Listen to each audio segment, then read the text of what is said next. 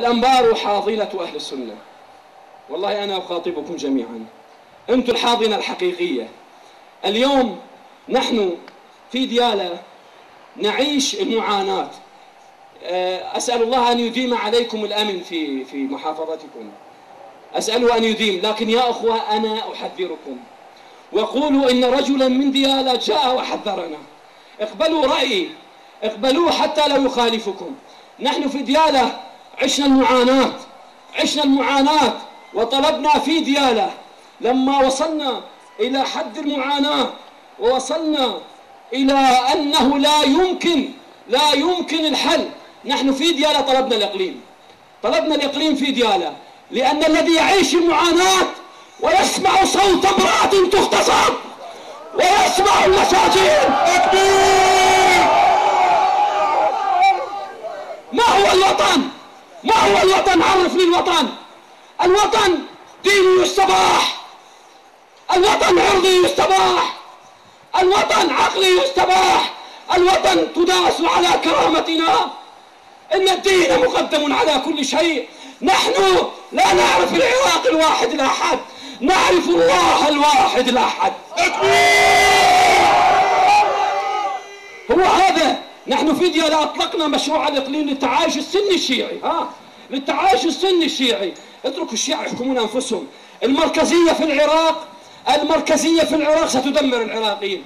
بزمن النظام السابق ما استطاعوا أن يوقفوا الشيعة، خرجوا ضد النظام.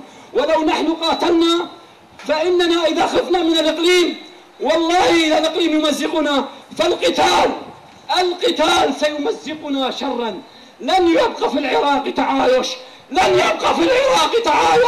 بعد القتال، لن يبقى في العراق تعايش، لأن الدماء تديم العداوات. احفظوا السنة والشيعة، احفظوهم أيها الأحبة الكرام بمشروع خلاص حقيقي يقدم لأهل السنة ولأهل الشيعة في العراق. لا تأخذكم أحزابكم ولا أفكاركم، تقبلوها مني. فقد ضرب النبي بالحجر حينما قال كلمة الحق. لا بد من مشروع خلاص لأهل السنة وحتى لأهل الشيعة. أنتهي من كل هذا. لا أريد أن أطيل. إلى كل مفتي وكل عالم، خذ دورك.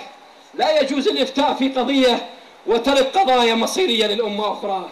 المجمع الفقهي نشكره على تعبه ورأى معاناة ديالى وأصدر فتواه بعد دراسات عميقة. كل مفتي في العراق على رأسنا، ولكن تلاميذه أبو حنيفة خالفوا شيخهم، خالفوه. ونحن فأهل السنة والجماعة لا بد من حل. سأنزل الآن من الخطبة الأولى وأني أقول لكم إن المخطط القادم مخطط يستبيح أهل السنة، مخطط لأهل السنة جميعا على مستوى دول. وإننا اليوم حينما نقف ونقول كفوا ميليشياتكم لا نريدها حربا طائفية، ولكننا نريدها حماية للدين والأعراض والوطن. اللهم هل بلغت؟ اللهم فاشهد.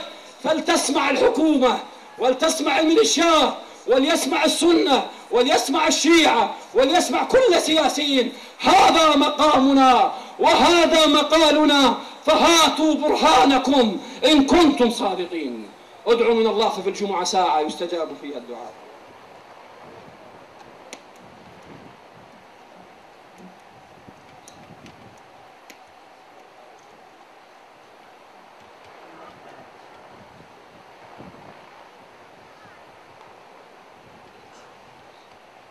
الحمد لله رب العالمين، وأشهد أن لا إله إلا الله وأن محمدا عبده ورسوله. اللهم صل على سيدنا وشفيعنا وحبيبنا أبي القاسم بالزهراء محمد وعلى آله وصحبه. وبعد، إني لأعتذر إن قلت رأيا لا يعجبكم، لكنه صوت المعاناة. لا السعيد من اتعظ بغيره، السعيد من اتعظ بغيره. اليوم سيسجل في تاريخ هذه الخطبة الطائفيون يعتبرونها خطبة طائفية.